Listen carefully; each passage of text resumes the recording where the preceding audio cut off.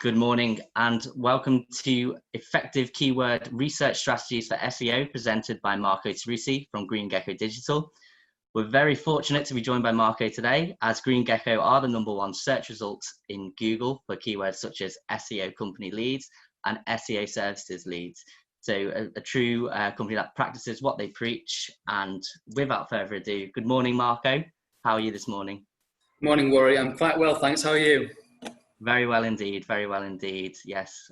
So I see you're in your back in your office. How's the whole return to work going for you? Yeah, we're getting there slowly. We're only working a day or two from the office, but it's interesting. You know, I think we'll actually probably only work a couple of days from the office going forward, even when things resume to normal. Fantastic. Well, thank you very much for joining us today, and I will let you crack on now and enjoy the webinar, everyone. Perfect. Thanks very much, Rory. So I'm just going to share my screen, and hopefully you can see the PowerPoint now.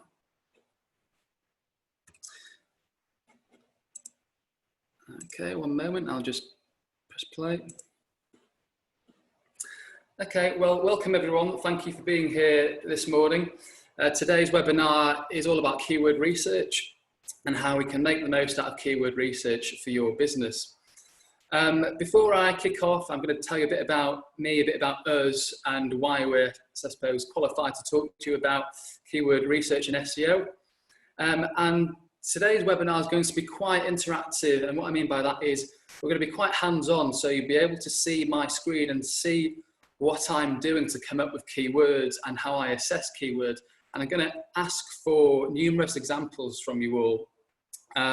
So I hope to deliver some actual individual value to at least 4 or 5 of you today, and that'll be great for the rest of the guests to see and to understand with some real examples. So, why us? Well, very briefly, we're a company, we specialise in only 2 things, SEO and web design. We're based in Leeds, we're just off Kirkstall Road, a Burley area. We're a team of 5. The door's always open when we're in the office. We're only here 1 or 2 days a week at the moment, but we're working from home primarily. But you're more than welcome to pop by, have a coffee and meet us and get to know us. Started in 2016, although I've been doing this longer than that. I was 14 when I built my first website. I was a big wrestling fan, WWF, and built a wrestling merchandise website, which was really successful. I mean, that's going back, what, 14 years. And SEO then was very different to what it is now. So it's really important to keep up to date with SEO best practice. As Rory said, we practice what we preach. We're #1 on Google for SEO leads, SEO company leads, SEO services leads. And we're #2 for a lot of the secondary keywords also. So we're well known for that in Leeds, and a lot of people come to us for that service. And not only that, if you have a look at us on Google, we've got 30-something 5-star reviews now. We've had nothing less than a 5-star review. And again, on Facebook, I think we're in the high teens, 17, 18, something like that. And I will be sending a link at the end of the webinar today. And I'll ask you to leave a review if you found this webinar useful, and hopefully you've got some form of value for it for your business. We rank for over 420 keywords, and that has a rough value of approximately £6,000 per month. Obviously, that fluctuates depending on the search volume. Obviously, as a result of COVID, different industries have reacted differently. So others have their search volume has jumped up hugely as consumers change their habits. Whereas other businesses, obviously, such as events companies or more physical events companies, have had their search volumes halved, or even worse than that. So that's an interesting topic, search volume, which we'll come on to very shortly. And lastly, we're a digital enterprise, approved supplier and mentor. And we have our mentoring session next week, actually. So there's 5, I've structured the webinar in five ways. So firstly, we're going to very briefly talk about what is SEO. I'm assuming the majority of you know what SEO actually is, but we're only going to spend 2 minutes on this just to make it crystal clear. Then we'll move on to keyword research. Again, we're only going to spend a couple of minutes here because I just want to tell you what it means and what it is before we get into all the detail and the nitty-gritty. Again, most of you may even know what keyword research is. I just want to clarify it. We'll be spending most of today in points 3 and 4. So keyword research metrics. So we'll be looking at all the variables that we take into account when selecting a keyword, which is really interesting. And then point 4, we'll be looking at the different strategies that we undergo to actually choose the keywords also. And then finally, at the end, depending on how we're doing for time, we'll talk about keyword URL mapping, which is where we map our keywords across our site. At the end of each section, I will pause for 5 minutes, something like that, just to answer any questions, just so you're not waiting till the end of the presentation. So let's kick off with what is SEO. So I'm going to start off by telling you the easiest way to do it, what SEO is not. Again, an example, you've typed in a keyword into Google SEO company leads. You'll see straight away that 3 or 4 results will pop up and they are ads. You can tell that they're ads because in a very small, as you see, as I've circled in the green circle, there's a very small green rectangle with the word ad in.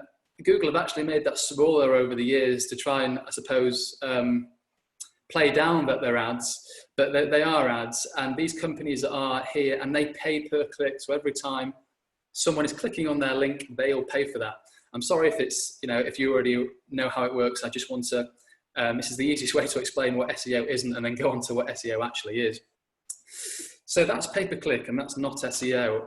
Whereas if you scroll down slightly, you'll come to 2 different areas. First of all, well, I actually did it in reverse order, but you'll come to the organic results, which these companies here, they don't pay per click. So they've done all the SEO work to come to the top of the organic result here. So it doesn't actually cost you per click, but obviously it will cost you in terms of the work to get you there and to keep you there also. So that's just one example and you'll be able to see one there. Another example of local SEO, which is where you're on the map, you need a Google My Business listing to be able to be seen on the map here, local SEO. So when you scroll down after the ads, you'll come to the map section. If there are suitably, if there are enough businesses in your area that have a Google My Business listing, and you'll be able to see here all the local businesses that you can choose from. So depending if you have a physical presence, you definitely want to be here if you have a physical presence. If you're online based and don't have an office, then it's really not applicable to be here. So that's kind of what SEO is, and I hope that makes a bit of sense. So before I go on to the next topic, and again, we'll briefly talk about keyword research and what it is before we go into the interesting stuff. Does anyone have any questions about what SEO actually is? And if you could just pop it in the Q&A box, and I'll have a quick nosy here, see if we've got any questions before we move on.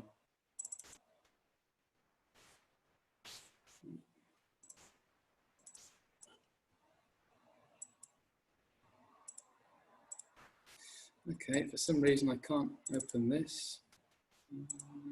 Rory, do we have any questions at all so far? Not currently, no, we don't. Okay, no worries.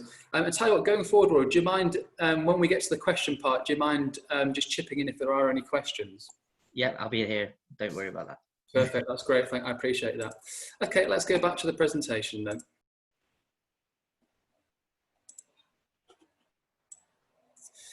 So what is keyword research? Again, I'm sorry if you know this, we're only going to spend a couple of minutes on here. So you've typed a keyword into Google, and again, we're using the same example as before, SEO company leads. Even though that phrase consists of 3 words, it still is just called a keyword. It doesn't matter how many words are in the phrase. It could be 1 word, it could be 7 or 8 words. It could actually be a question that you're inputting. It's still considered a keyword in its entirety. So a keyword is anything that you're putting into Google in order to find something. You may want to find an answer, it could just be a question, or you may be a bit further down the line, you may be looking to purchase something, you may be looking to actually inquire about something. So you have keywords that have different intents. You have informational / question keywords that you're just looking for an answer, something like, how old is Donald Trump? You can find out the answer in a few seconds by typing in that keyword. But then on the complete other spectrum, you've got something like, I don't know, maybe you're looking for a new pair of jeans. So you're typing in buy men's jeans, something like that. And you're actually got that purchase intent and you're ready to carry out a transaction. So you have lots of different types of keywords. And again, we'll come on to that very, very shortly, but that's what a keyword actually is. So I hope that helps and helps you understand what a keyword is. So we've spoken about keywords. Before we get into the interesting stuff, which is here about the metrics, do we have any questions at all about what actually a keyword is and what they consist of?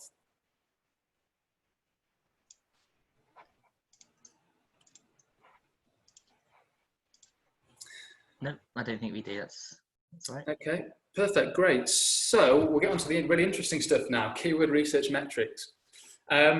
Now, I really like this area because it's the most important area of SEO, because if you get this wrong, everything else is wrong. And just to highlight that point, for example, that we conduct SEO in a 4-step process at Green Gecko. So step 1 is keyword research, really, really important. Step 2 is to write content around those keywords. Step 3 is to put that on the website in an SEO friendly manner.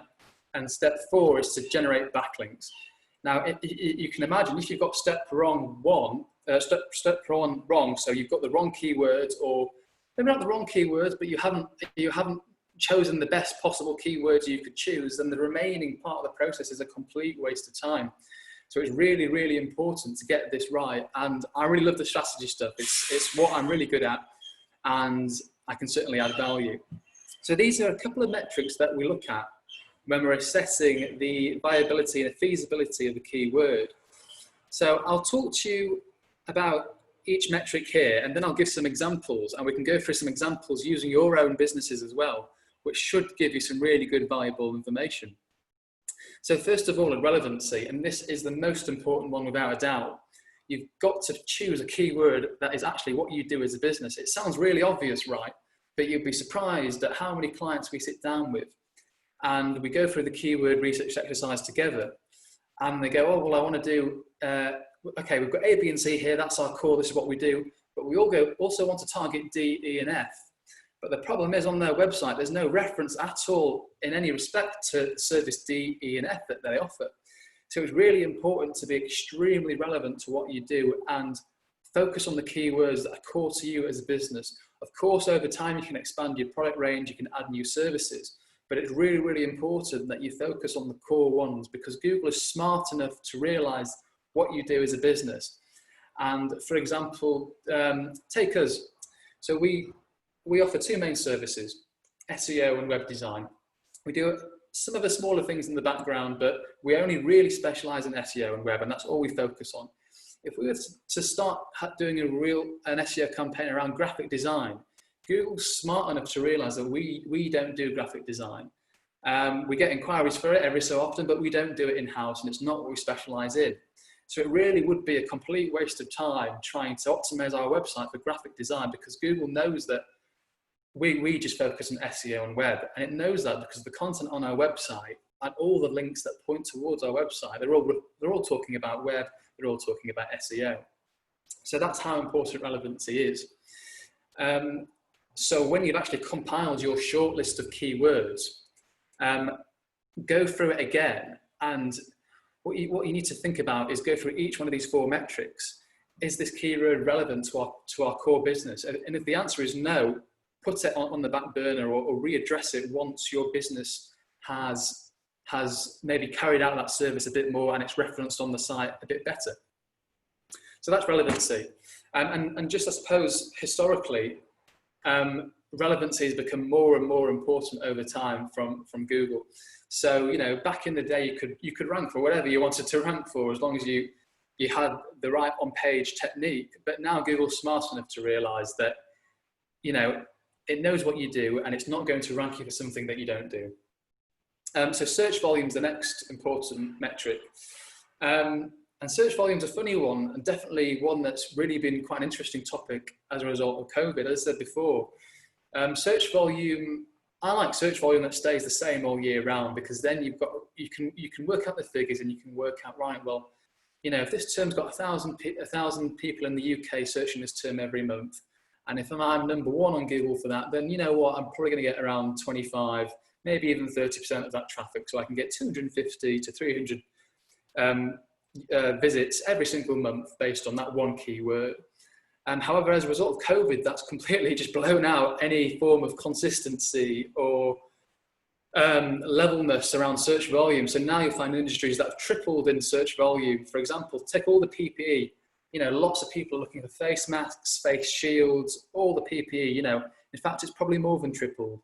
So those companies that were organically ranking for PPE prior to COVID, they would have had a massive increase in traffic on their website.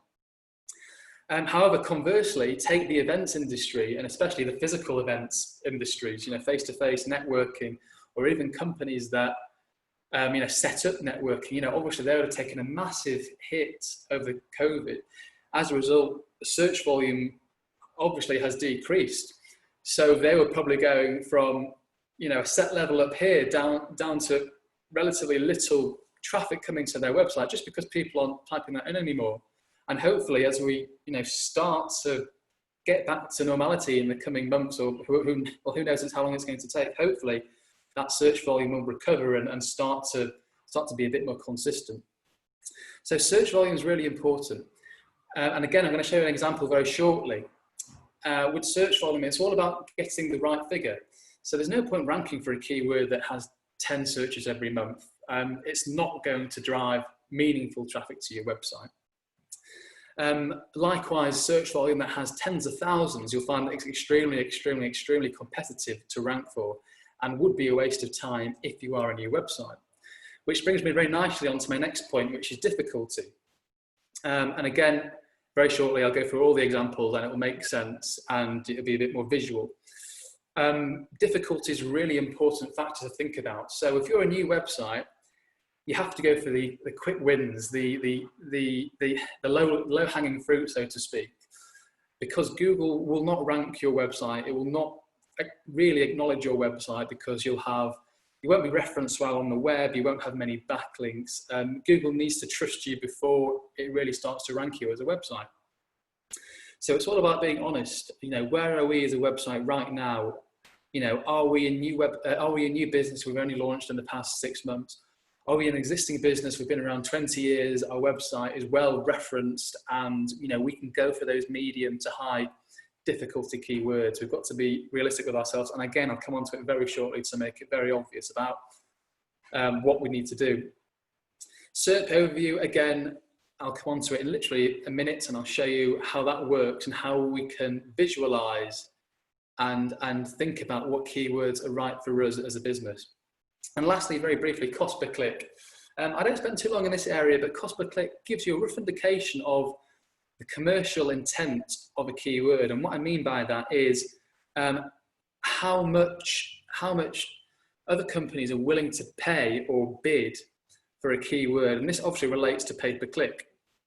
So for example, if we go back to the example I said earlier about buying jeans, if you type into Google, buy men's jeans, then that shows Google that you intend to purchase a pair of jeans, and you're very far along that buying process. You're not researching jeans, you're not interested in the material or the size. You actually want to buy, you're ready to buy. And because you're ready to buy, Google will charge you more, but that's as a result of the competition, because lots of clothing websites will be willing to pay more for someone who types in buy men's jeans as opposed to what's the best material for jeans. I'm not using the best keyword example there, but cost per click gives you a good indication of how competitive a keyword is and maybe how valuable it is to your organization or to your business. And again, I'll show you what I mean right now. So this is, I always use this example, it's the easiest one to use. Accountants. So we're going to go over the 4 metrics that we've just spoken about to this specific example here. Now, I think this screenshot was taken, I think it was actually taken last year when we did another webinar for the digital enterprise. So we're going to go through the four metrics that I talked about. So first of all, relevancy. Well, we're going to pretend that we are a small accounting firm in Leeds. So that's who we are. We're in a small accounting firm in Leeds. So number one is relevancy. Is the keyword here, which is accountants Leeds, is that relevant to what we do? Yes, of course, it's completely relevant to what we do. So that's a big tick in the box for relevancy. Next, we're going to come on to search volume. Again, you'll be able to see the search volume here, 250, which is good. That's 250 people in the UK every month typing in the keyword accountants Leeds. So that's quite good. I can tell you for the accounting industry in Leeds, that is a good figure. And again, if you were to rank number one for just this keyword, we're not even talking about others, just this one keyword, you know, you're looking at maybe 25 to 30% of 250 users coming to your website every month. For those of you good with maths, you can work out the figure, probably just under 100 people coming to your website every month, which is a decent figure. And that's just from one keyword, not even to mention other keywords that you can also rank for too. So I'd give that a tick in the box for search volume because, you know, those numbers sound good. You'd also be able to research other similar keywords and gauge their search volume to work out if that's a good number or not. Obviously, for the more niche industries, you'll have a much lower search volume. You know, for niche industries, you could have search volumes of only 50 a month, something like that, or even less, 30 a month. But if that is the standard for your industry, then that's the standard. You know, we can't increase that search volume figure. And what you tend to find as well is for those niche industries where there's only 30, 40, 50 search volumes every month, you'll find that the average invoice value is much higher than a keyword with a search volume of say 10,000. Again, you could compare buying jeans that will cost you, I don't know, £50, something like that, to maybe hiring an accountant that will cost you probably £2,000, £3,000. So there's a relationship there between invoice value and search volume. So we've spoken about relevancy, we've spoken about search volume. Now we're going to have a look at difficulty. So before we talk about difficulty, this is a screenshot from premium SEO software from a company called Ahrefs. We use them and I definitely recommend them. They're a very good company. Their data is very, very accurate. And as a general SEO software, it's great across the whole board, from keyword research all the way through to backlinks. It gives you some really good data. So depending on what SEO software you're actually going to use, you're going to get different figures from pretty much every supplier. Now, very briefly on SEO software, there's a couple of main players in the industry. So there's Ahrefs, who we use, there's SEMrush, who are very good, there's Moz. They all have different pricing plans, but they're all very, very good. They're respected, and some of them specialize in different areas of SEO. So SEMrush is known to be a bit better on the keyword research side, but the reason why I like Ahrefs is because overall, and definitely on the backlink side, they're much better, in my opinion, than their competitors. A note on premium SEO software, it's definitely worth paying for. The free software is just not even worth touching. As I mentioned before, if you get this part wrong, if you get keyword research wrong, the remaining 75% of the SEO process is going to be a complete waste of time. So I'd rather you spend a bit of time and money in step one getting that right, and then it means the rest of your time, at least you know you're on the right line. A quick example, we had a client actually use a free, I'm trying to think what the company was now, could have been Mangles or Keyword Research. It was a free keyword research tool. We don't pay anything for it.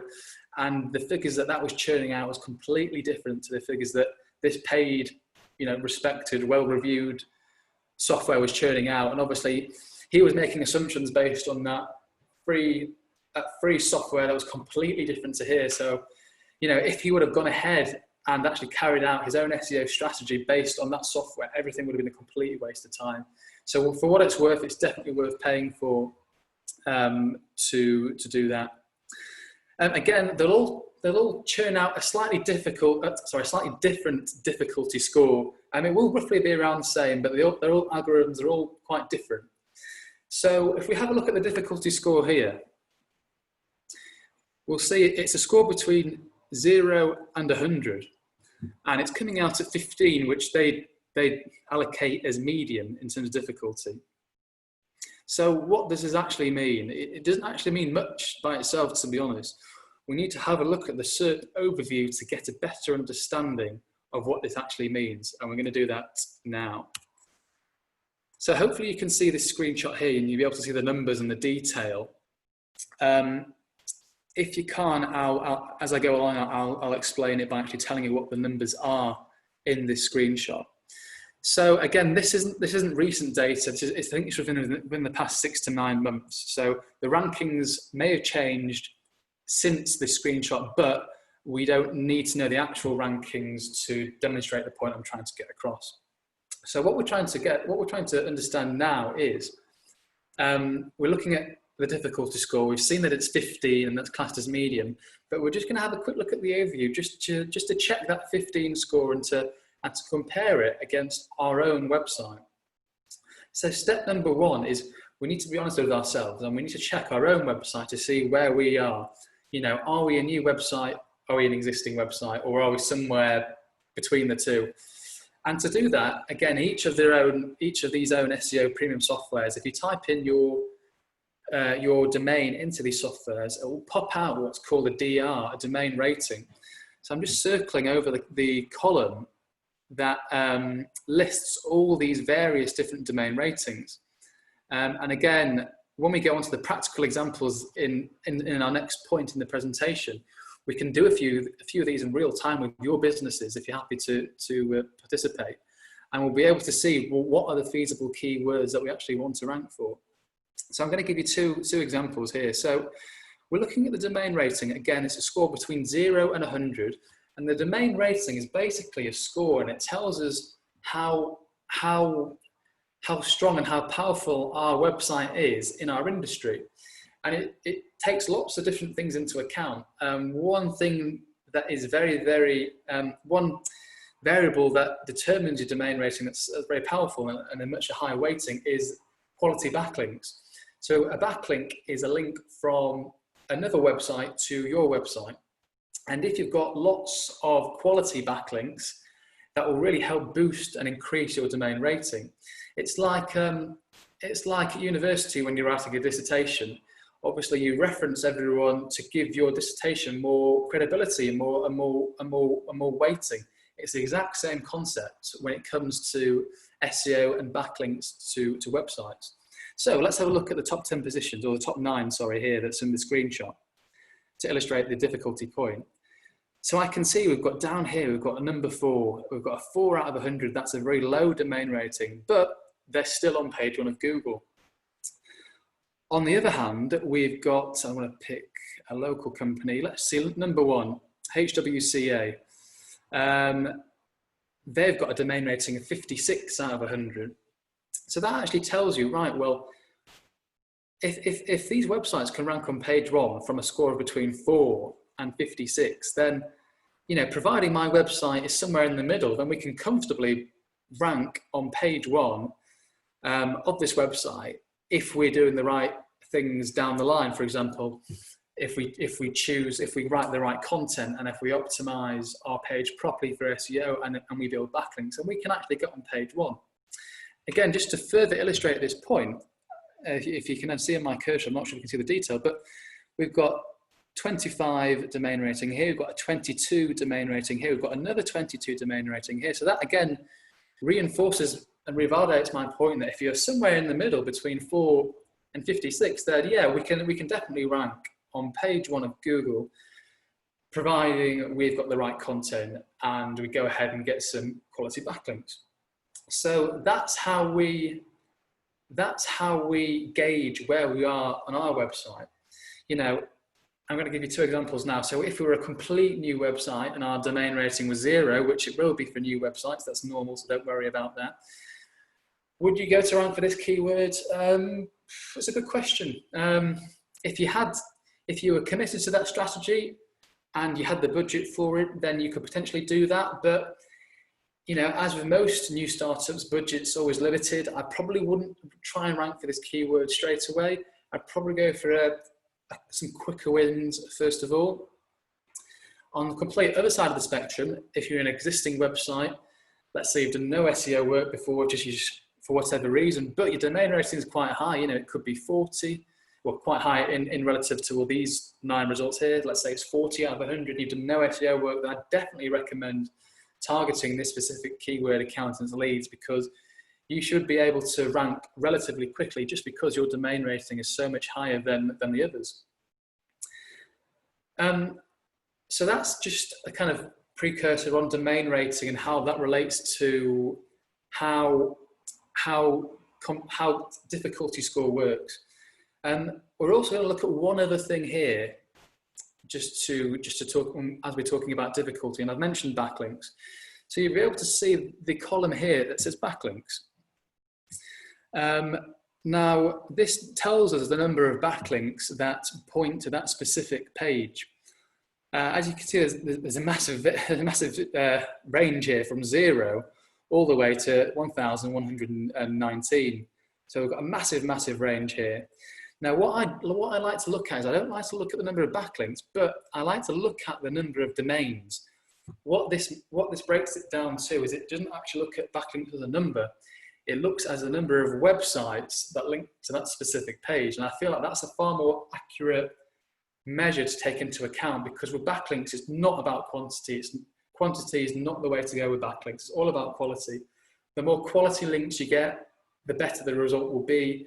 If you've got hundreds of thousands of spammy backlinks, that's going to do more harm than good.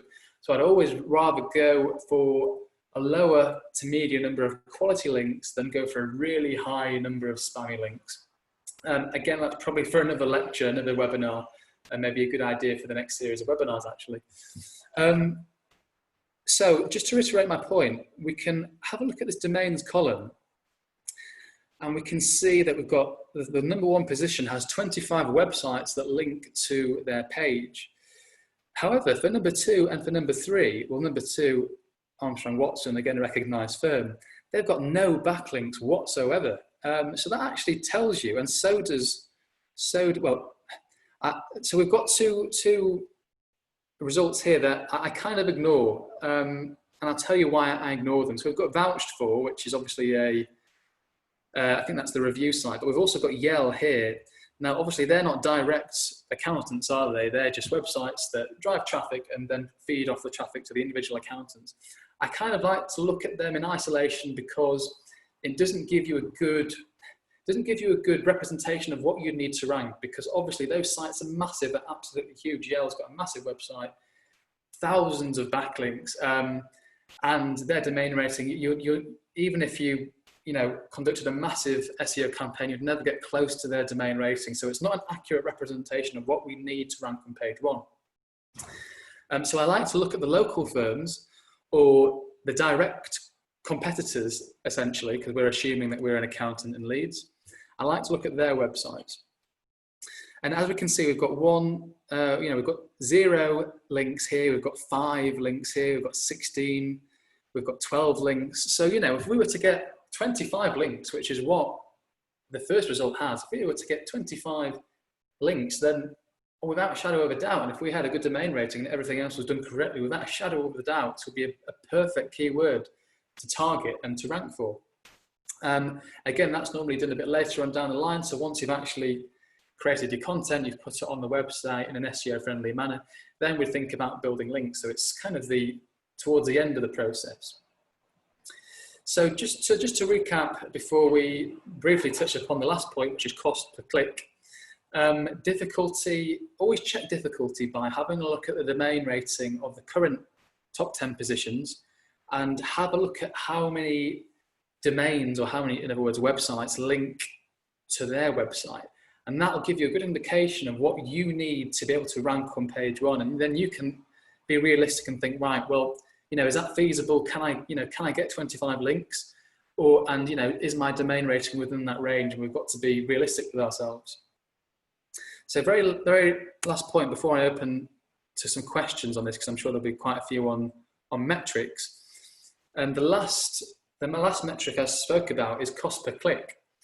As we can see, we've got a CPC, that's what it's abbreviated to. We've got a CPC figure here, which it's a universal software, so they allocate everything into dollars. So obviously, if we put it into pounds, I don't know what the exchange rate is recently, but maybe £4.50, £5, something like that. That would be the pound figure. And that tells us the commercial intent of this keyword. So obviously, competitors are willing to pay £5 per click for this keyword. So that tells you that there's a lot of commercial intent for the keyword accountants leads. Obviously it is, because I use accountants myself, and I know that their fees are 4 figures. So if they can charge 4 figures for their service, then they're probably willing to pay £5 to get someone to come to their website who's potentially interested in their service. And again, CPC, cost per click, it's just good to gauge the commercial intent. Obviously, if you had a CPC that was higher than that, then that gives you a good indication that there's a very strong commercial intent, and it would be a good keyword to shortlist. However, what you'll find is for those that have a very large CPC figure, they're very, very competitive. So again, that comes back to being really realistic with ourselves. Where are we as a website? What's our domain rating? How many backlinks do we have? Can we realistically compete in this area? If the answer is yes, great, let's go ahead. If the answer is no, we're going to have to go for the easier keywords. Conversely, if you've got a very low CPC, maybe less than 50 pence, or even it's coming out as 0, you may want to reassess that, because how much value is that keyword going to bring to your organization? Maybe, only really you can know in your industry how much value that brings to you. If that figure is 0, it could be 0 because of the software just says so, but really it has some commercial intent and it has some value. But it also could be 0 because it's an informational based keyword. And again, I touched on that point earlier on. What I mean by that is it's a question. So something like, how old is Donald Trump? No one's really going to pay for that keyword, are they? I don't know what monetary benefit there would be for a website to rank for that keyword. So it would have a CPC of 0. But going one step further, which is a really, really good strategy, and it's content marketing in its essence, is actually ranking for informational based keywords. Again, I'm coming on to this in the next point in the presentation, ranking for informational based keywords to actually fast track your potential customer along their buying phase. An example would be for us, if we rank for things like what does SEO stand for, or the best SEO strategies, that someone is not in the market for an SEO company, then they're just simply in the informational phase. They're researching what SEO is. Maybe, they're not in the buying phase, but if we can accelerate that journey, so if we can provide, first of all, answer their question, so we can provide really good valuable information, but if we can accelerate their journey from an informational kind of stage all the way to maybe a purchase intent or in that buying phase, that will actually provide some value to us. It's a bit of a longer strategy, but a really good and cost-effective way of acquiring new customers. So before we go on to the next section, Rory, I'm sure we've probably got a couple of questions I can see popping about. Should we go through them? Yeah, 7 questions we've got, and the first one is for Mary. Roughly how many keywords should you be pulling together for your initial keyword list? That's a great question, Mary. The more the merrier. I'd shortlist everything that you have maybe a gut feeling that's right. Shortlist as many as you can, and once you've done that, you can go through these 4 variables on the screen now, and you can discount all the ones that don't tick those boxes. And then you'll, believe it or not, you'll probably only be left with a couple to choose from, or maybe 10 or 20 to choose from. And then once you're left with 10 or 20, you can actually create your URL map. And again, I'll come on to that a bit later down the line. So to answer the question, I start off with as many as possible, then dwindle them down. Perfect. Next question from Alison. Where would you access metrics like this, please? Okay, that's a good question, Alison. So it comes back to which software you want to use. I recommend premium SEO software. We use a company called Ahrefs, that's Ahrefs. you have to pay for that, but it's well worth its money. Another option is if you don't want to actually pay or take out a plan, because I think some of them do ask to commit to a 12-month plan, which is sometimes quite expensive. And if you're not willing to do that, you could hire someone or a company just to do keyword research. So not to do the whole SEO part of the process, but just the keyword research. And at least then you're paying for, not only are you paying for actual accurate data, but you're paying for some professional work, and you know the work's going to be done right. So what I'd do is I'd have a look. I believe at one point Ahrefs had a 7-day trial for free, so you could check it out for 7 days and see if it was for you. I'm not sure if they're still running it, but if they are, that would be a great idea just to test it out. Brilliant. Thank you. And next question we have from Peter is, what does AR stand for, and how do you obtain backlinks? Yeah. Gosh, you're testing me now. I never normally look at AR. The reason why, it's a relative score. And I find that the domain rating is a far more accurate measure and one that we really want to look at. AR can be good if you're looking at a page on a page level basis, but we don't really need to be looking at that at this point in time. Backlinks, how do we build backlinks? That's a whole other webinar in itself, but very, very briefly, there are a couple of ways to build backlinks. It all depends what your strategy is. There's lots of different strategies around that.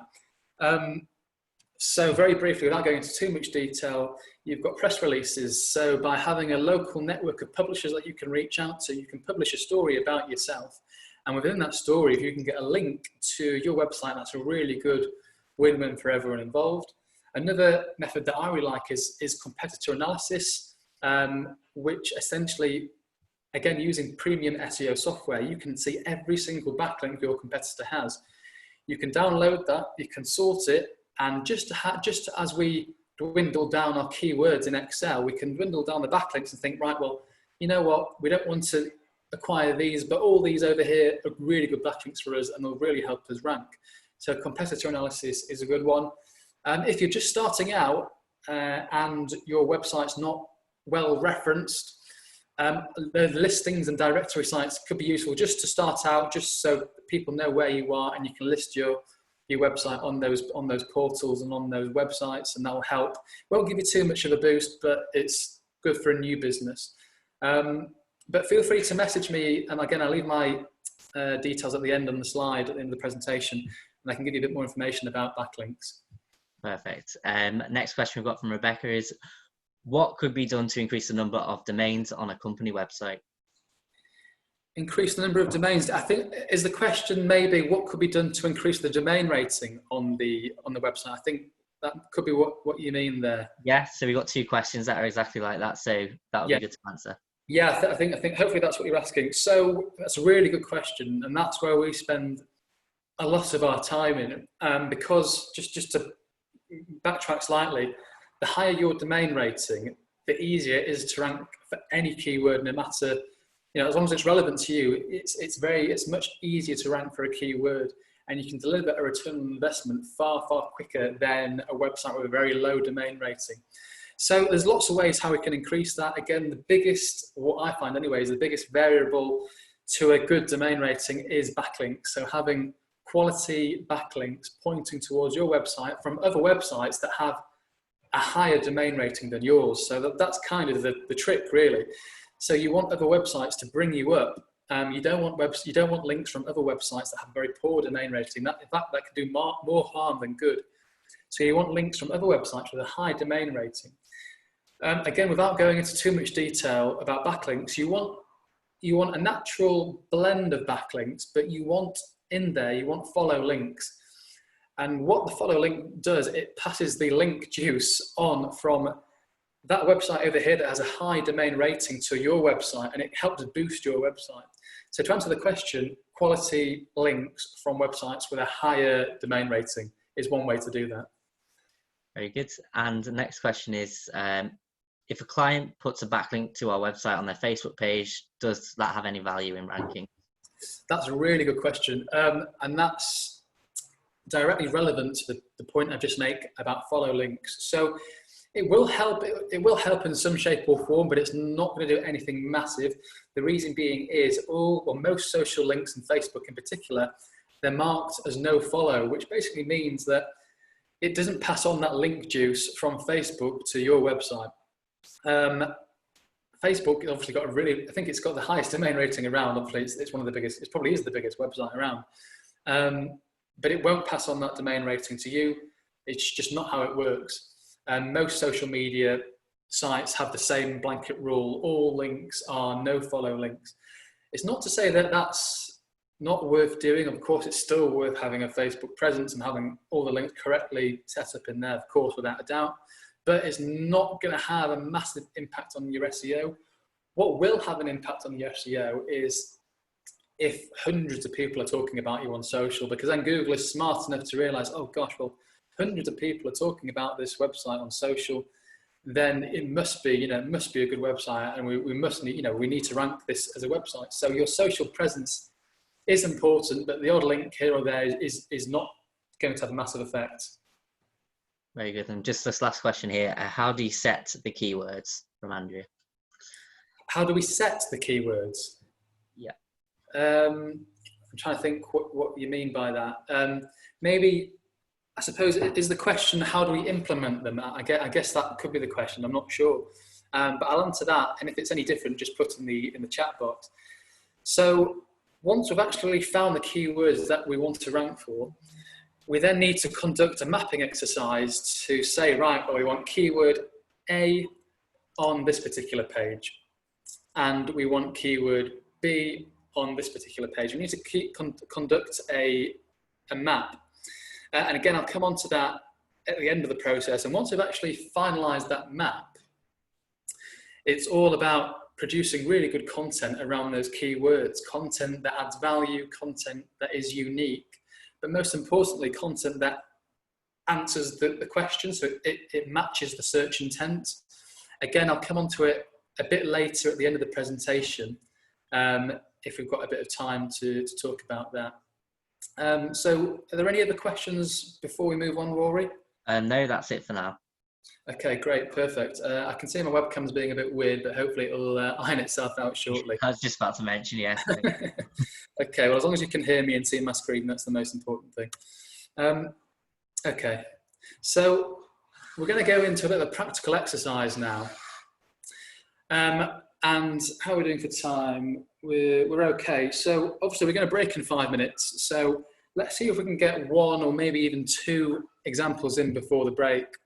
So what I'd like you to do now, if you'd like to participate, we're going to choose one or two examples, and we're going to go through the keyword metrics and just, again, describe them and choose and see whether it will be a good keyword to choose. So if you want to participate, if you'd like to open the chat box, and I just want you to put down two things in the chat box. First of all, and again, put this all in the same message so you're not sending two separate messages, just make it easy as possible.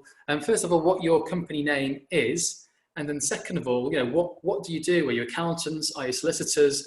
And if you're specific to a town, a city, or location, just put that in as well. So an example would be, I'm solicitor ABC, we're solicitors in Leeds. And what we can do is I'll pick the easiest one to explain, and we'll go through it.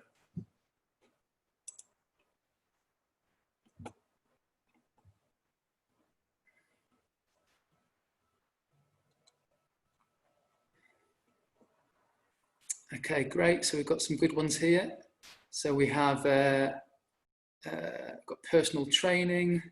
That's a good one. Got fabrics and wallpapers, timber and decking and cladding. We've got lots of good ones to choose from. I'm just going to pick the easiest one to be honest with you. And if we've got time for one more, I'll pop that in as well.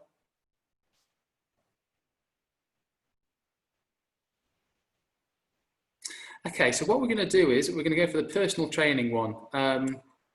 It's probably the easiest one to describe, and because we've worked recently in this industry, I'll be able to provide a bit more value as well. So I'm going to do this in real time now, and if you did have an Ahrefs subscription, this is what you'd do. So I'm just going to exit the PowerPoint. So what I'm going to do first of all is I'm just going to try and find the primary or seed keyword just to illustrate the metrics point. And then once we move on to the next point in the presentation after the break, we'll go through the full process of how we actually identify keywords. So I can tell you just from experience that something like personal training would be the main keyword. Now, as you can see, it's a very, very popular keyword. I'll just run through all those metrics. So first of all, the first question, if you remember, the first metric is relevancy. So is this keyword, personal training, relevant to what we do? Well, yes, of course it is. We're personal trainers, so it's definitely relevant. So, you know, step one, tick in the box, great. Step two, search volume. Right, well, there's a lot of search volume here. There's 2,700 people in the UK every single month that are searching for this keyword. So very, very big search volume, which is straight away represented by a hard score here. You know, a difficult keyword to rank for. Even though 39 out of 100 doesn't seem a big score, it is a big score. So we've got a good search volume. In fact, the search volume is actually probably too high, and I'll come on to this very, very shortly. We've got a difficult keyword, so it is difficult to rank for. But if you remember before, I don't take this figure with a, you know, take it with a pinch of salt. Let's scroll down to the search overview and actually assess this and see how difficult it actually is to rank for. So what I'm going to do now, if I can just let me bring this back up again, the chat box. So Yvette, if I can just ask you a question, do you currently have a website, and how many years has your website been live, if you do have a website? If you could just pop that into the chat box, and I'll be able to be a bit more specific to how feasible the keyword is to rank for. Okay, right, 9 years. Okay, that's great. So 9 years is really, really good, because it means Google has had lots of time to reference you, which is brilliant. Now I'm just going to open Site Explorer, and what we're doing now is we're going to find your domain rating. And, you know, don't worry if it's low. Lots of websites start low. But yours is actually really good. Your domain rating is 26 out of 100. It sounds, you know, low. 26 out of 100 in general sounds like a low score, but for a website in this niche, I can tell you now it's not a bad result at all. So that's good, 26. So step one, we've worked out our domain rating, 26. Now, if we go back to this keyword, and we're going to have a look at the domain rating of all the other websites, just so we can understand if this keyword is feasible in terms of competition. So let's have a look. So we've got 71, 46, 95, 58, 48, etc., etc. So towards the bottom, we've got a 25 and we've got a 30. Well, they're not a million miles away from where we currently are in the, let me just get that back up, 26. So in fact, you know, we're on the, of course, we're at the lower point in terms of domain rating for page one, but it wouldn't be impossible, so to speak. Now, we've identified that we're kind of, if we were to compete on page one for this massive keyword, it's a very big keyword, then, you know, we could kind of be around the bottom. So we've checked off domain rating, but now let's have a look at links. So let's have a look at, especially the domains.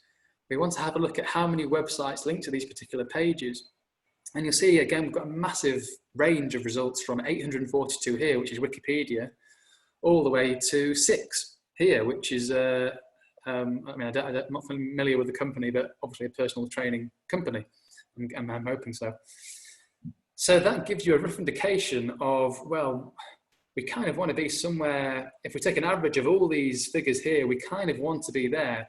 And luckily, Ahrefs do it for us very nicely at the top here. They put this figure here, and they work out the average that you'll need 53 referring domains, or other words, 53 links from unique websites to realistically complete on page one. And that's quite a big ask, to be honest. You know, it can be done, but it's a big ask straight away. You know, it'll certainly take a number of months to naturally build that number of links. You know, you couldn't do that overnight. It's not a low number. So you know what, if you were actually to focus on this and really commit to it 110%, then maybe you could rank for this keyword. The only problem is, obviously, this keyword is a national keyword. It's not a local keyword. And if I remember rightly, I think you're in Cleckheaton. So ideally, you want to rank for a local keyword, because obviously there's no point ranking for a national keyword if you can't service people in London or wherever. So that's why it's really important to understand how location plays a factor into keyword research. Now, if I just open the chat area here, so that's right, so 5 miles of BD19. So again, BD is Bradford, isn't it? And we've got Cleckheaton. So again, what I'm going to show you here is how to access local terms and how to discover keywords that maybe are a bit more relevant to our location also. Within Ahrefs, you can have several filters. Now, I'm just going to use the word Bradford because I can tell you now from experience, Bradford will have higher search volume than Cleckheaton. The population of Bradford is bigger than Cleckheaton. So what I'm doing is I'm looking at all the personal training keywords that actually include the term Bradford. Now I can see here it's chucked out personal training Bradford here. Okay, that's a keyword, but the volume is very, very low. So we're looking at 0 to 10, which is it's not worth really conducting any meaningful SEO work for any keywords that have a search volume of less than 10, unless your average invoice value is, probably 4 or 5 figures. Obviously, I suppose with personal training, if you're seeing a client once a week over the term of the year, that's quite a nice bit of business. You can add that all up. But if you've got to work out, I suppose, the duration of how long your average client stays with you to be able to work that out. So it hasn't actually chucked out anything of much use so far with Bradford. However, we need to spend a bit more time to actually work out, okay, well, what are we missing here? Have we got the location slightly wrong? Have we got the seed keyword slightly wrong? What are we doing here? But that just gives you an indication of how local SEO can impact the keywords that you choose to go with. And obviously, it's really important to choose local keywords if that's what you target as a business. So just to recap, we've spoken a bit about relevancy, we've spoken a bit about volume, we've spoken a bit about difficulty, and lastly, cost per click. Before we go for the break, cost per click. Again, it's put it in dollars, so call that £3. Again, it's quite a commercial term, isn't it? If you type in personal training into Google, you probably near enough want to engage with a personal trainer. And because you're towards that buying end of the spectrum, there's competition, and therefore it bids up the price. So it is a good keyword to rank for. You just would need to make sure that you have a national presence if you were to choose this keyword.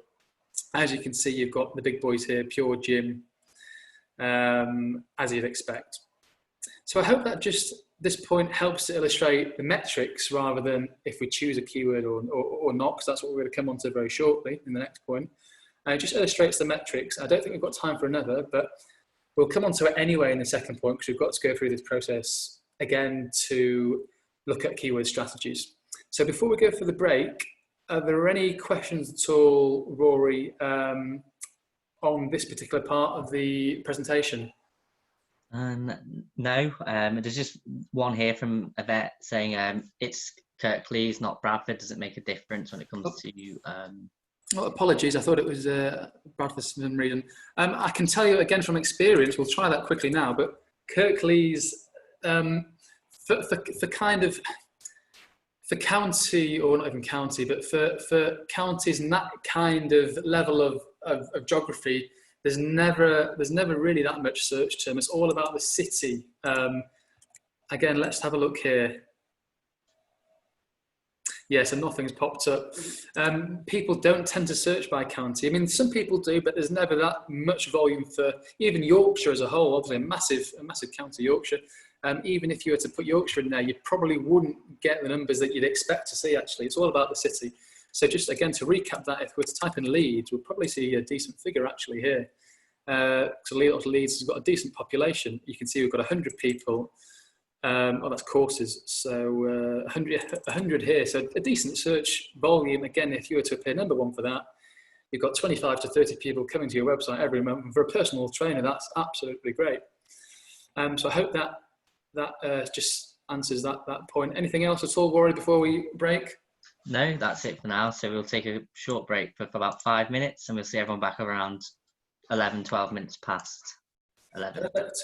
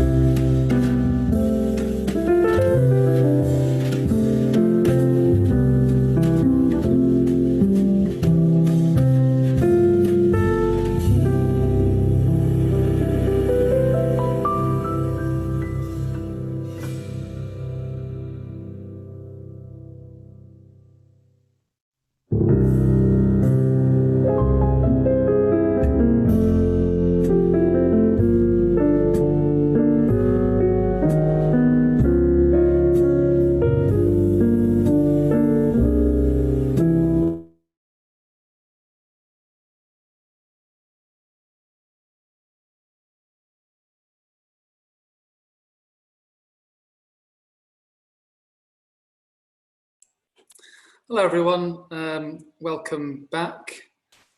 Just going to see if I can share my screen again, 1 second. Okay, right, lovely. So what we're going to do now, this part of the presentation is going to be very example based, and we're going to use a couple of examples from the information that's submitted by yourselves earlier, just to go through a couple of strategies in real time, and again, just provide obviously some really good value to the companies that we're using as an example. So there are a number of different strategies you can use. I mean, there's tens of different strategies you can use. But I think the first two that I'm going to talk about here are really good ones to start off. So first of all, a strategy that's really a really good brainstorming strategy as well, and one that really gets you thinking and gets you even to challenge your own business and challenge your kind of beliefs and how you view your own business, is to put yourself in your customer's shoes. So pretend you're a customer. Well, okay, well, what would my potential customer type into Google to find me? And that's always the best way to start, and it's the simplest way to start as well. And from that, we'll be able, and you know, if we start in that fashion and come up with a few ideas, we put those ideas, those keywords into Ahrefs or whatever SEO software that you actually use, and then eventually we'll find the right keywords that we can shortlist. And once we've shortlisted them, we can go through and choose the ones we want to focus on. So it's a really interesting one. And again, this is best done with someone that's actually not part of your organization, because you've already got, you know, you've worked in your organization for how many years, and you've got don't get me wrong, of course, you've got a breadth of experience and you probably know your customers really well, but there'll be some obvious things that for whatever reason you can't think about. It's really good to do with family and friends, actually.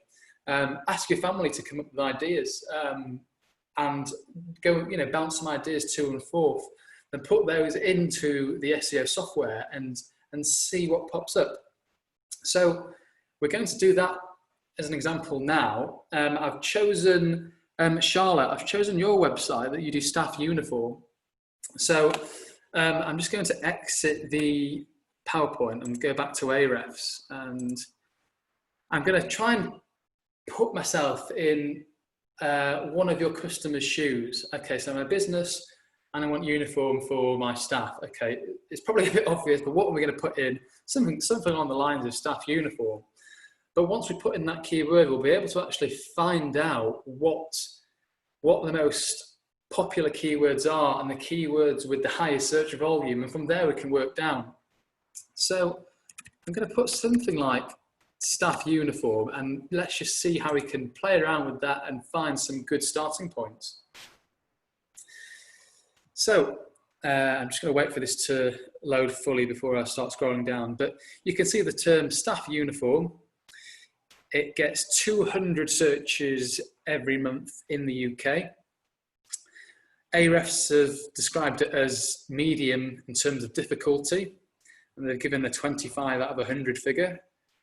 Here it says we're going to need roughly 29 links from unique websites to rank on page 1 for that keyword. So again, you know, feasible, definitely feasible. CPC, if you look at the cost per click, it's around £2 per click. So there is commercial intent there. In fact, I thought that would be a bit higher actually. So that seems a bit of a feasible keyword.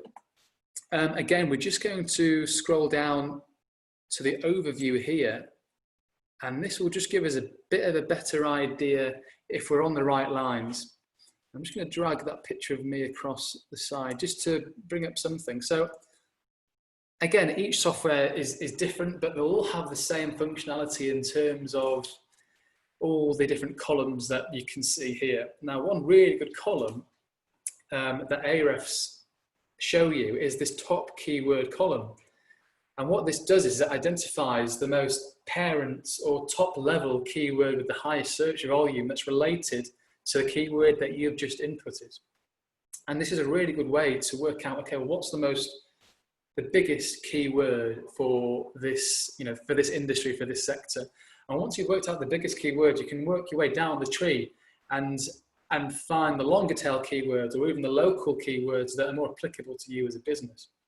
So let's go through these first of all. So obviously we've typed in staff uniform, and that's coming up here as a top keyword, which is reassuring. So we're kind of we're on the right lines. It's hopefully not rocket science. We know we're roughly on the right line, but we're trying to find something else as well. Again, I'm going to go through each one, and I'm going to tell you how I discount things as well. So again, we've got a brand name here rather than a keyword with a commercial intent. So I'm just going to discount that straight away.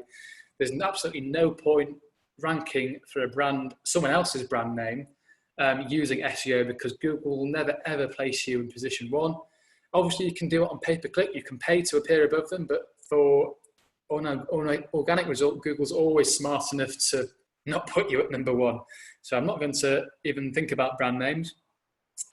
Okay, we've got premium workwear. Well, this is a bit of a funny one, really, because premium workwear, okay, it's their brand name, but it's also a keyword, really, to some extent. But from my experience, I can tell you that, okay, that gets 500 searches in the UK every single month. The vast majority of that will be a brand-backed search. So would you want to rank for that keyword? It definitely wouldn't be in my first pile, put it that way. I may add it to the list, but I'd probably discount that further down the line, just in terms of relevancy. I'm not sure how relevant that will be.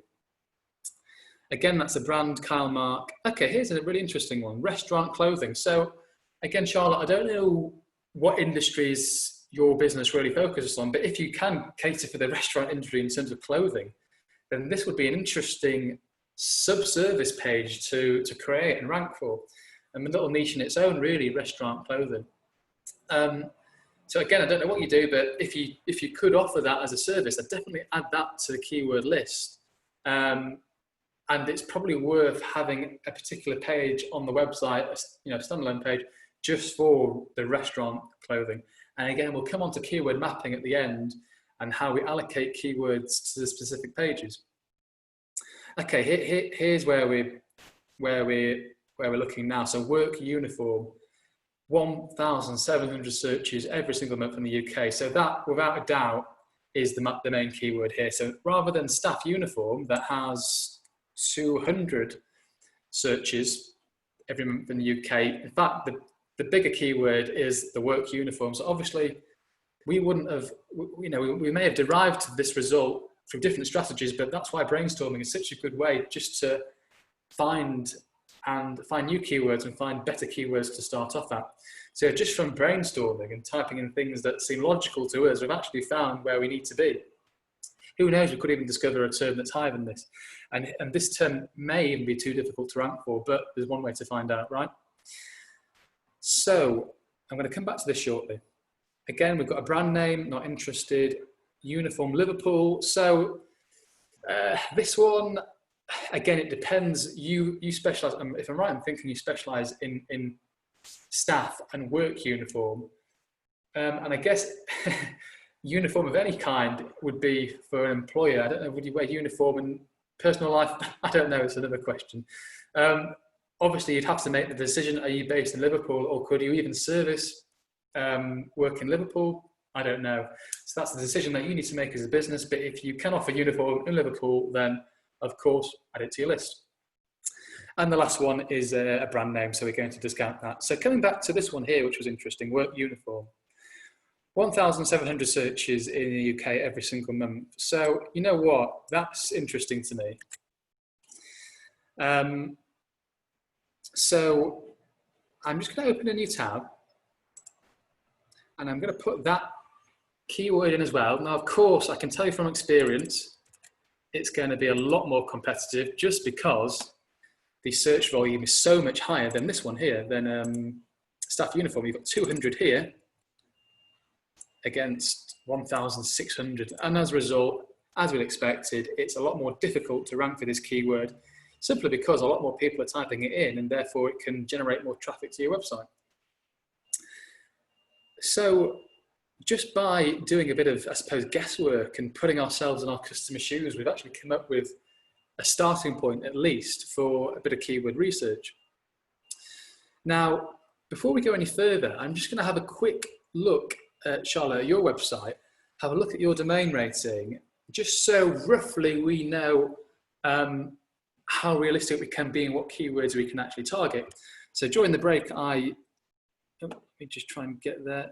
During the break, I ran the figures. As you can see, we've got a domain rating of 7. The website's obviously been around a fair while, as we can see. We've got data going back here to 2013, which is great. But maybe we haven't had any meaningful SEO work actually being carried out, or maybe we've changed the website in some form of way, I don't know. So we've got a domain rating of 7. So that's our starting point. It doesn't matter what that figure is, but that's our starting point. So let's go back to staff uniform. This was the original search, the original keyword we just kind of guessed just by putting in our customers' footsteps. Now I'm going to scroll down to the overview, and I'm going to have a look at all the domain ratings here, and I'm going to see, right, well, our domain rating is 7. Is that roughly within line of the top 10 results? In other words, page 1. So let's have a look. Well, we've got company number 1 here is 0, so that's positive from our point of view. We've got a 10 here, we've got an 8 here. So you know what? We've got three websites in the top 10, and number 1 especially, that has a domain rating of 0. I don't know if that's right, I'll probably run that again.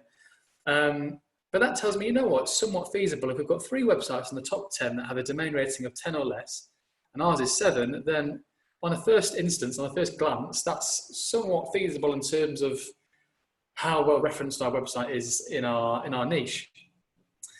Now, again, we also look at backlinks and domains, don't we? So if we look here, we've got 20, 100, 134, 1, 14, 0, 84. Again, we've got a massive range of backlinks from 0 literally to 113, I think was the highest one. And what have Ahrefs said? At the top, they give you 29 as the average of all that. So again, to get 29 links to link to that specific page is not necessarily too big of an ask. And if we actually go and have a look at your website, we have 63 websites, so 63 domains that link to your website, which again is a good start.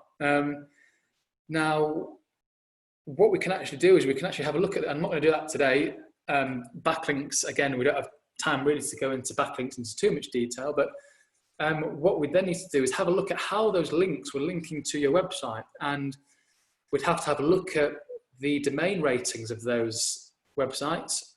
And for the good ones, obviously we want to keep the good ones, but for the bad ones, we'd probably actually look to remove that link. Whether we've still got communication with that website, we can reach out to them and we can say, right, well, can you please remove this link? Or as a last resort, we can disavow the links via Google, and we tell Google, right, we've got nothing to do with this website. But that's a last resort, really. Again, if we're still in communication with those websites that link to us, we can actually reach out to them and ask them to alter things slightly. So we can ask them to alter the text they use to link to our site. And we can change that text to the keyword we're trying to rank for, which will again tell Google that this is what our website actually does, and a good signal that they take into account. So just to recap, we've double checked the domain rating, and it seems okay. We've double checked the backlinks, and again, that seems okay. We're not a new site starting from 0 links, so that's reassuring, that's positive. So this keyword would be a good keyword to target. I'm relatively happy with that, as long as you can service nationwide. Obviously, you've got the postal system and you can get people to order online or whatever, so I'm sure you could.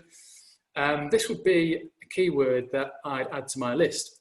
However, if we go to the other example, the really big keyword where we've got 1,600 searches every single month, and we've got a slightly more difficult keyword, well, you know what, I'm not too sure, but let's have a look. So let's have a look at this overview. And obviously I'm expecting things just to be harder here, just because we know it's more competitive.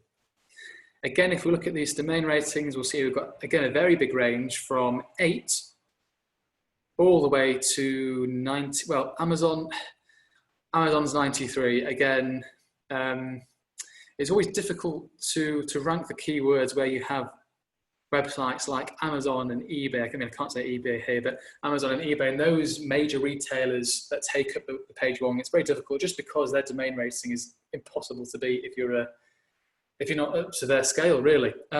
But let's have a look anyway. So we've got an 8. We've also got a 13. All the others are, considerably higher than where we are at the moment. So this, again, it'd be on my shortlist. Would I engage in this keyword right now? Probably not. This is probably a keyword to target after the first year of work. Once we've got a much higher domain rating, once we're a bit more established, and once Google sees us as a bit more of an authority in our industry, I'd probably put this on the list for year 2. And again, just to reiterate that, if we have a look at the backlinks here, it's not. Again, these numbers aren't massive, but again, they're higher than the other keyword we've just looked at a moment ago. So what you've got to think about in SEO is return on investment. If it takes us years to rank for a keyword, that's a lot of time we're waiting around, isn't it? If ideally, we want to be on page 1 in less than a year for feasible keywords, and that's seen as a good result. We don't want to have to wait 3 or 4 years, and often the best way to do it is to actually do it slowly. So rank for the easier keywords. We're on page 1 for that. Great, Google recognizes that. And then it makes all the other keywords slightly easier to rank for, because we're already ranking well for the keywords that are related but have a slightly lower search volume.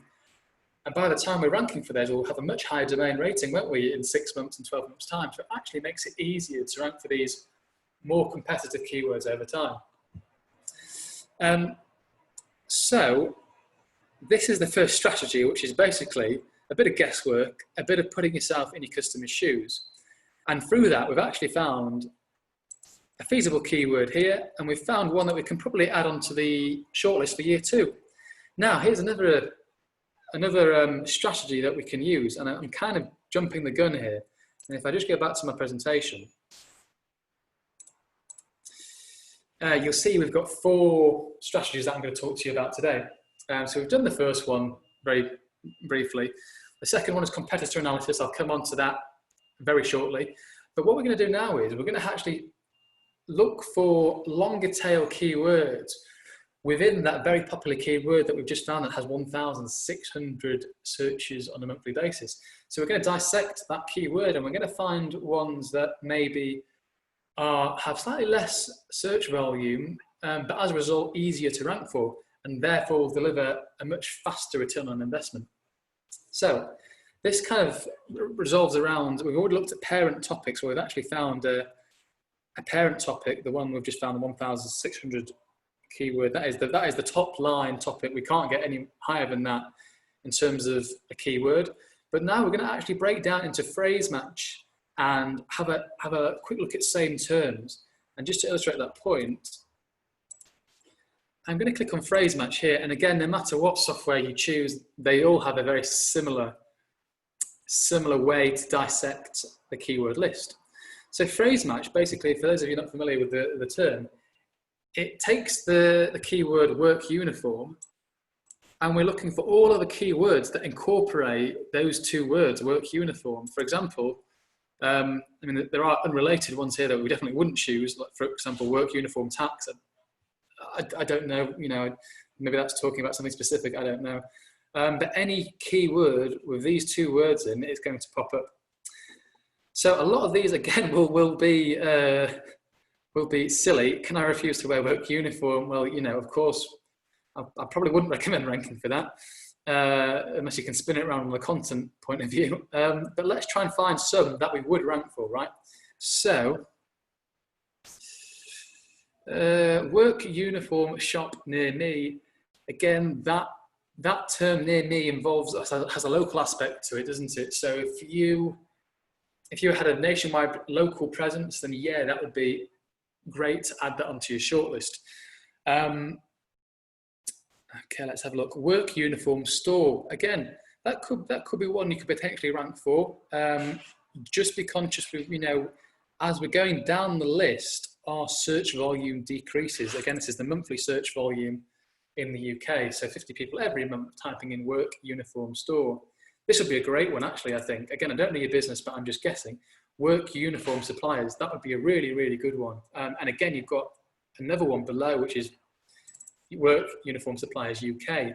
And those two combined will give you 100 well, not potential, but when you add those two together, that's 100 people in the UK searching for those terms. You could even target both those keywords on the same page, which would be a really good strategy to undertake.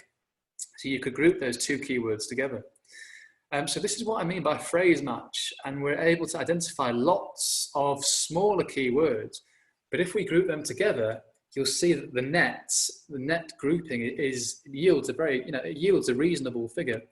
Again, we can keep on going down the list. Work uniform design, that could be one. I'm not sure if you get involved in the design process too. Okay, now we're getting a bit low. So when we get to 20 and below, we've got to think about it. I mean, I don't know what your average invoice value is. If it's in the 5 figures, then yeah, it's probably worth targeting maybe 5 or 10 of these 20s, which will get you a search volume of between 100 and 200. Put those all on the same page, and that would be quite nice if they're all related. The nice thing I like about this, and this is not, you don't really see this too often, is this is the CPC figure. Sometimes when you get to such low volumes, this is all just 0 because it's keywords that are very much in the informational stage. They're not in the buying intent. But as you can see, all these keywords, they have some form of purchase intent associated with them, which is great. Which means if we can actually group these together, it's well worth targeting. For example, work uniform embroidery, that could be great again if you actually embroider your own uniform. So that's just what phrase match is, and it's really, really good.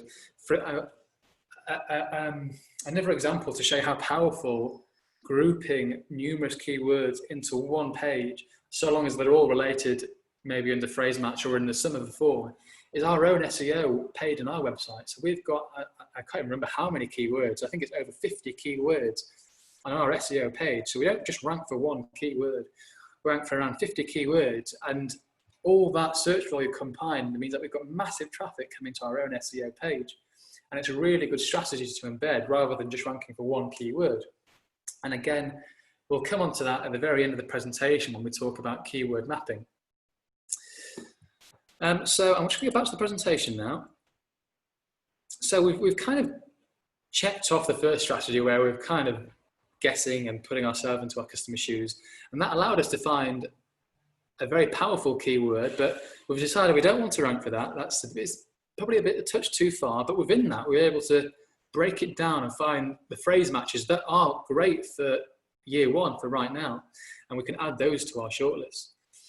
So I just repeat that process with as many keywords as you can even think about, and it may be even worth just saying, right, get one of your customers in, say, can I have a half an hour conversation with you?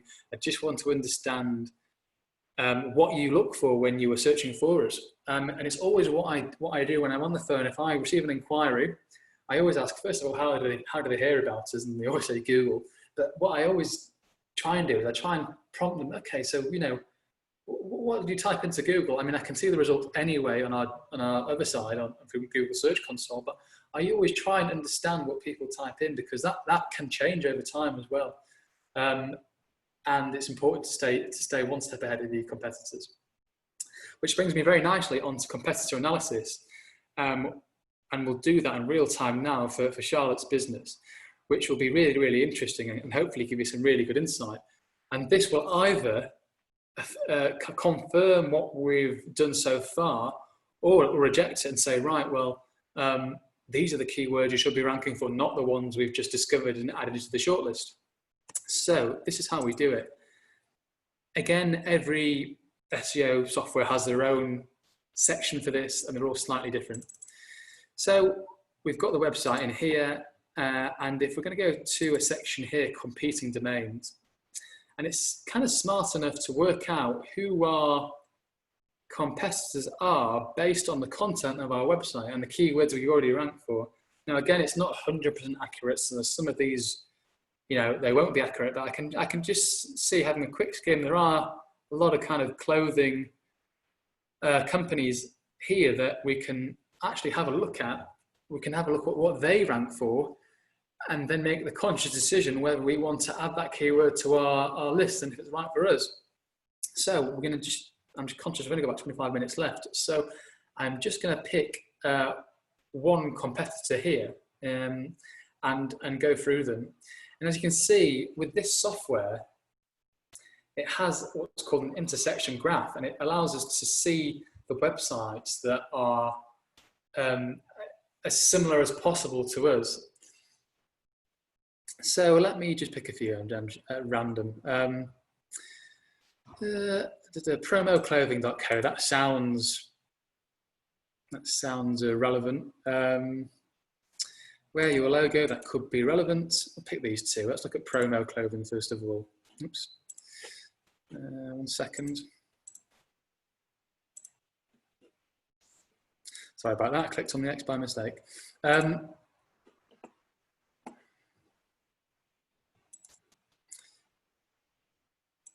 So this is provenclomo.co, and I'm assuming they do, and they do personal stuff too, but let's see if they do staff uniform. I don't know. Sportswear. Doesn't look like they do staff uniform. I'm going to try and find one that does staff uniform.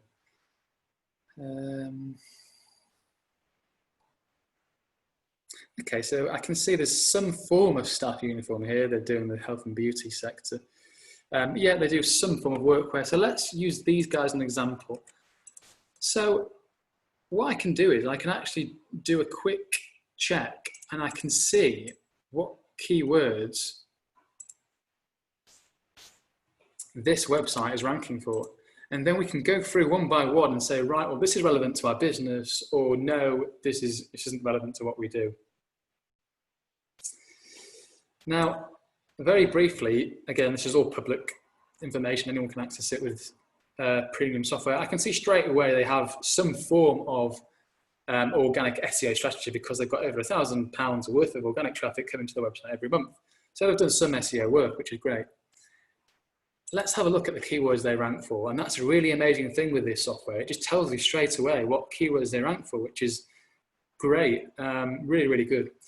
It gives us a rough indication as well as how much traffic goes to their website too, from each keyword, and it tells us what position they are. So again, really powerful information that's well worth its paying for. It's well worth its weight in gold. So again, not 100% sure on the business, Charlotte, but I'm just going to make some assumptions. We're looking for staff kind of workwear, that kind of thing. So we're going to go through one by one. That's their kind of a brand name, really, so I'm not going to touch that. Branded clothing, I'm going to find something a bit more directly relevant.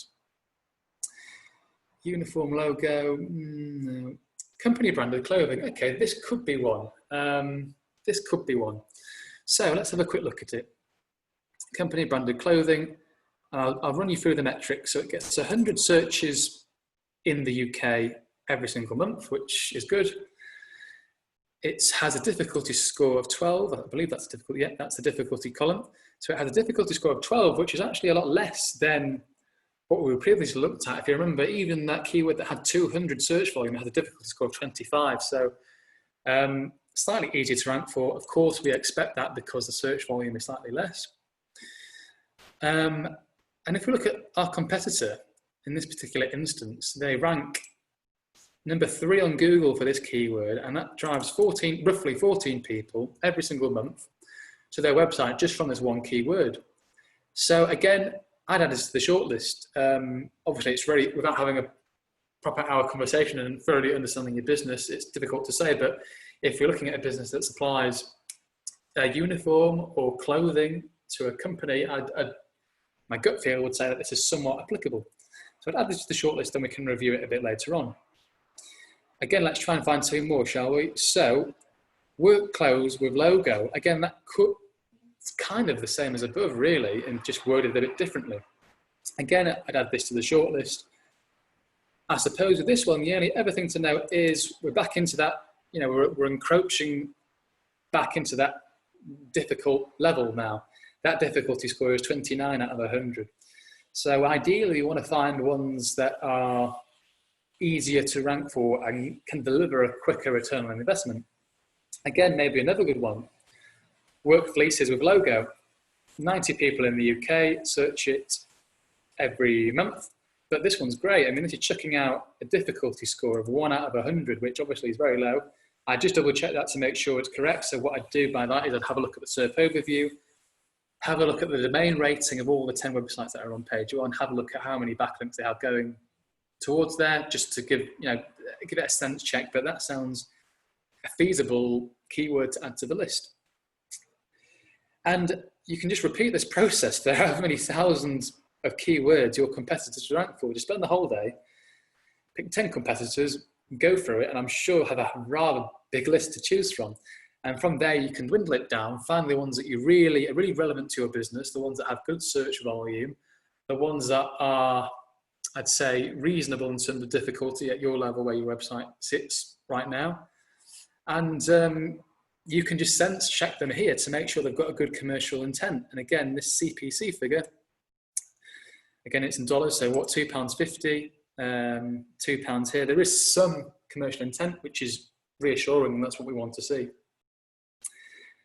So that's how we actually do a competitor analysis. It's very simple. All the premium SEO softwares have a similar function, but it's a really good way of shortlisting keywords. Now, obviously, you don't just want to be as good as your competitors. You know, that's not really a reason to get out of bed in the morning, is that you want to be the best in the industry. I find that with my team, if our goal can be to be the best SEO company in Leeds, that's what really motivates us. That's what gets us out of bed in the morning.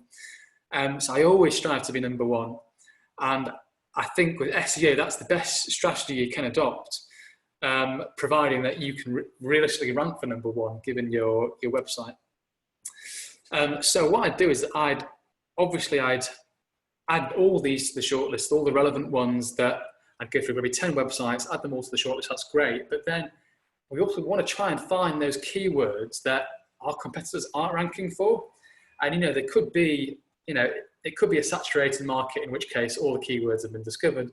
But, if it's a niche market, or if demand and the way people search for things has changed, then we could actually discover new keywords that our competitors aren't ranking for. And because they're not ranking for those keywords, they're a lot easier to rank for because there's less competition. So I always kind of take a mixed approach in terms of strategy. This is just one approach that we'll take. We'll do 3 or 4 approaches. We'll get a nice list of keywords, and then we can create our map. So I'm just going to go back to the presentation before we move on to some questions. So we've gone through competitor analysis. We've talked about parent topic and how we've discovered parent topics just by going down that right-hand side on the SERP overview, and we've been able to see what the parent topic actually is. We've looked at phrase match and actually kind of condensed really, or broken down the primary keywords into longer tail keywords that have more words within the keyword, but they have less volume, but then again, they're easier to rank for. And by targeting lots of longer tail, smaller keywords is a really good strategy for websites that are just starting off. Same terms, again, I'll show you quickly about same terms before we move on. Same terms is quite a useful tool. Again, take it with a pinch of salt. Not all the suggestions that come up will be applicable. But what it actually allows you to do is it allows you to see keywords that includes the individual words. So for example, these keywords all include staff and uniform, but they don't necessarily need to be in that respective order. So it could be reversed. It could have the keyword of those 2 words reversed, or those 2 words could be at the start and at the end of the keyword with words in the middle. It's kind of difficult to explain, but the easiest way to explain it is a keyword that has those words somewhere in any form, in any order within that keyword. And again, it's just a good way of actually, making sure you're conducting a really thorough search and making sure you've got all the keywords available to play with. Because the aim of the game here is to have a really nice short list of keywords, but then narrow it down to the ones that you want to target. Very lastly, before we go on to questions and then talk about mapping very briefly, because I think we've got 15 minutes left. Again, I've mentioned this idea several times throughout the webinar so far about question and informational keywords. It all depends what your strategy is and how you want to engage with your customers. And again, it's down to whoever's responsible for the marketing in your business. One way of marketing yourself is to be seen as a source of knowledge in your industry, in which case you're answering questions, you're delivering value, but you're not really saying, you're not really being direct with people. So what you're saying is this, we're experts in our field, we can answer all your questions, but you're not doing the hard sell. And that's, to be honest, that works out quite well in terms of SEO because it builds trust. Okay, it's a bit of a long way of doing things, but at least you're seen as an expert in your niche. And the benefit from an SEO point of view is it's much easier to rank for these keywords than it is to rank for a keyword that's very direct, it's very commercially focused, and has a lot of competition. So again, it all depends on what your strategy is. Obviously, a mix of both would be great. In terms of, again, we're going back one step in terms of digital strategy and marketing 101, but I've seen companies really benefit by using informational keywords. For example, building their blog out, ranking their blog for informational and questioning keywords. But then what they actually do is, once someone's landed on their blog, obviously they've got the Facebook pixel there. Facebook picks up that person has gone to their website, and then when they're scrolling down their Facebook newsfeed, that company can then retarget to that individual and escalate them from just someone who's interested in their products or service to someone who's very much ready to purchase or very near to the purchase phase in the buying process. So again, there's some really, really interesting, cool stuff you can do with the kind of content marketing approach. It's the longer approach, but it's definitely great. And then on the other end, you've got marketing for exactly what you are. So for example, accountants leads, marketing yourself and optimizing your website for that direct commercial keyword. And you're kind of skipping all the people that aren't interested in, for example, a term like how much money can I save, or I don't know, how to submit your self-assessment, I don't know, some kind of question, like accounting question keyword. So I hope that's made some sense. We've gone over a few different strategies here. I'd always recommend doing there are many other strategies to conduct, but I'd always recommend doing 3 or 4 strategies, and that will really build out your list of potential keywords to choose from. And once you've got that list, then you can narrow it down and map them out, which we'll do very shortly. So Rory, before we move on to mapping and just touch upon that very briefly, do we have any questions in regards to this part of the webinar? None have come through just as yet, but we do have one that came in just before the break, but it's still, I believe, relevant. I have an e-commerce website, so location isn't important for me. The vast majority of my customers are in London, but I'm based in Leeds. Will my ranking in London be poorer? Yeah, I was in the process of replying to this. So yeah, that's a really good question. It depends what you're actually doing on your website, but not necessarily. So if you've got an e-commerce website, you want to rank your products. So you don't really want to rank locally. So rank your products for what they are. And I wouldn't include any aspect of local in your website at all, just to keep it national. Obviously, Google is going to probably work out you're based in Leeds. That's fine. I wouldn't worry about that. It's smart enough to realise that businesses have to be located in some city. But as long as you don't go a bit too OTT on the fact that we're from Leeds, then it'll be obvious that you're a nationwide. You can service nationwide. But from an SEO point of view, definitely go down the product route. So make sure all your products are optimized for SEO. You could even build landing pages as a kind of tertiary middle page. And then from the landing page, direct people to your products as well. That's a really good strategy to embed. But yeah, I wouldn't advise going down the local route unless you only can service the local market. Okay. Let me have a look there's nothing in the chat then, is there now? Okay, lovely. So anything else at all, Rory, before we move on to the last section? No, not so that I can see. So yeah, please do carry on. Okay, lovely.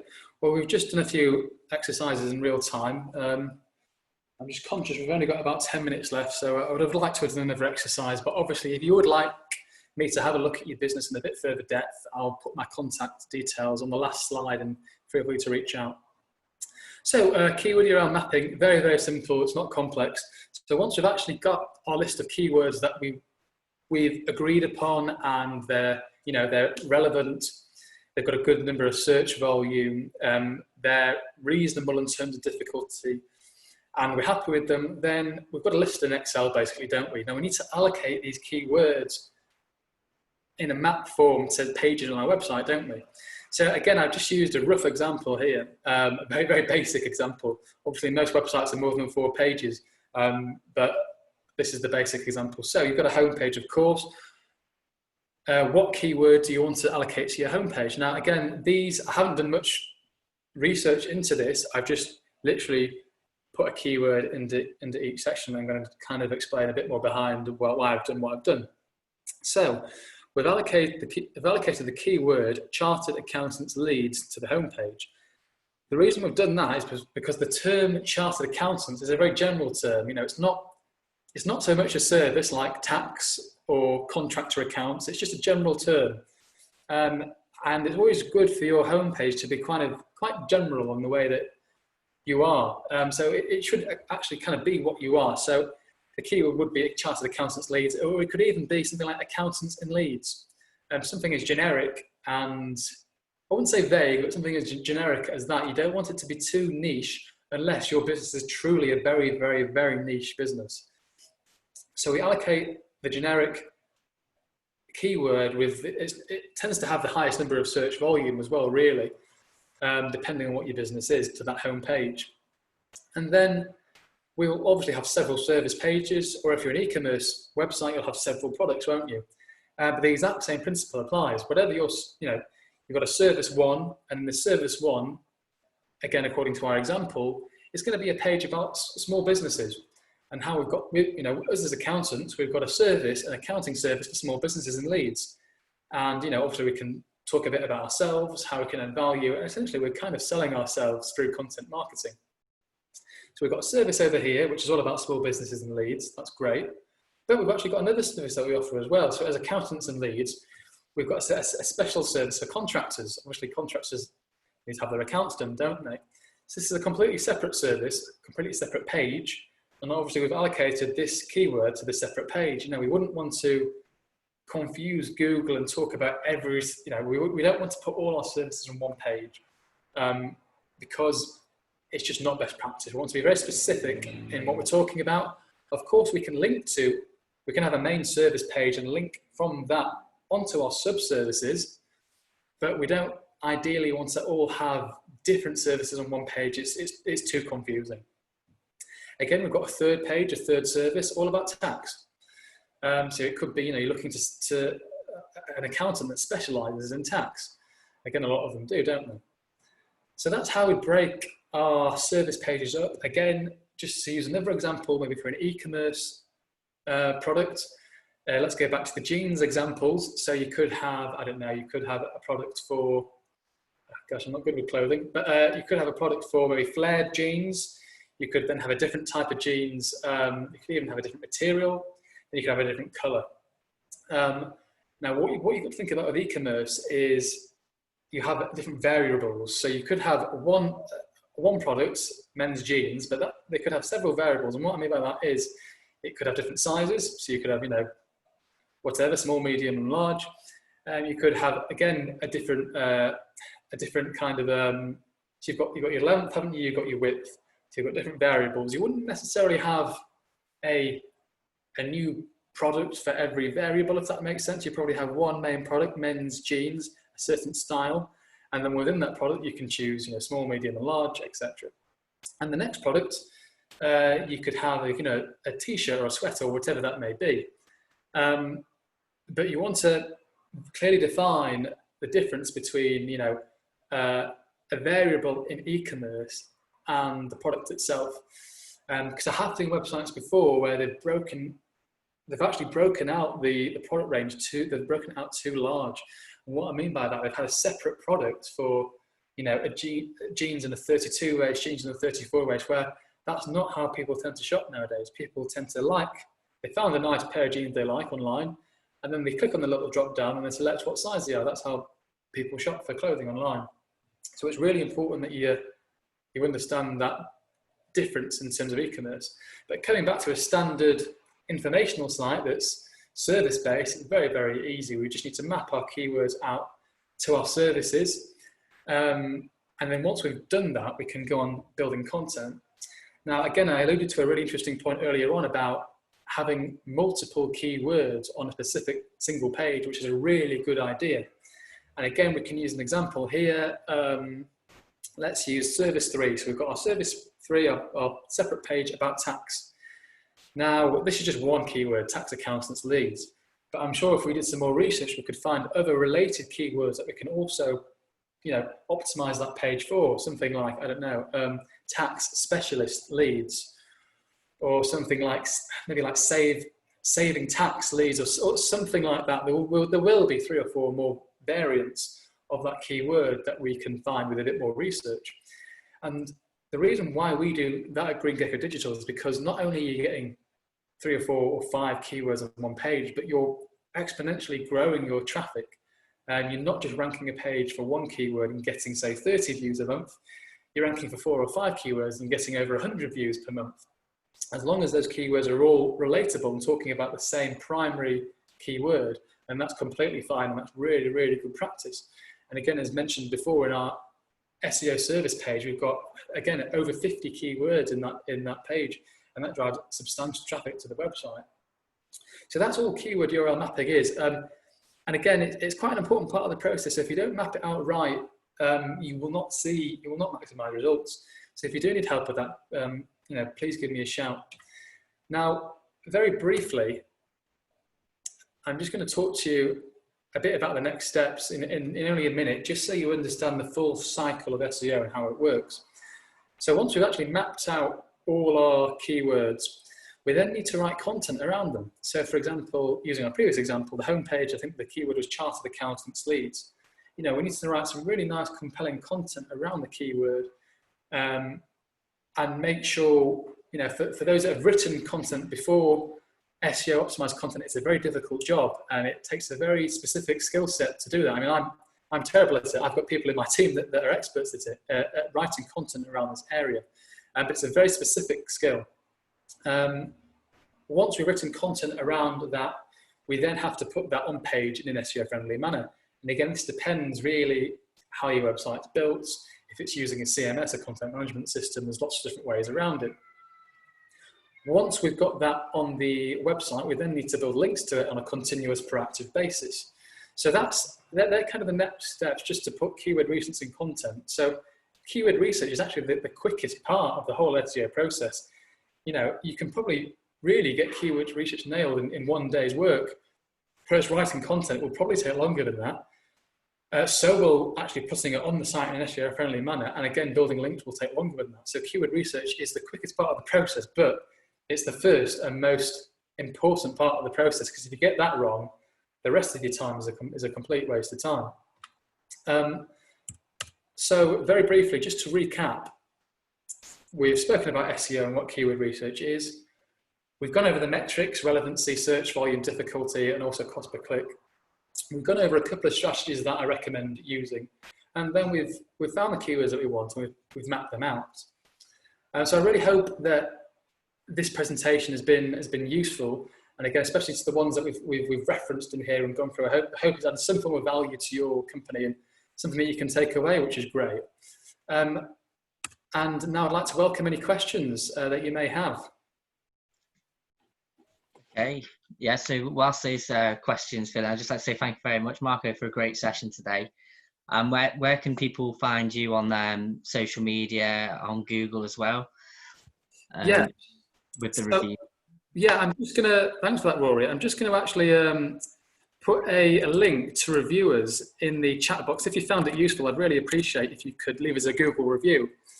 Obviously, we're all over social as well. We've got Louise who manages our social platform, so feel free to reach out. But what I'll do is I've put my contact details here. So if you do want to reach out to me, if you need any form of help whatsoever in SEO or web, I'd be more than happy to help and give free advice. And that's pretty much us. So yeah, if you've got any questions, please feel free to shout. Perfect. Okay, and so whilst those questions fill in, I'd just like to share as well what we have coming up on the Digital Knowledge Exchange and also in terms of the webinar. So I'm just going to stop the recording now. We'll take some questions after, and yeah, we'll wrap things up just once we have all those.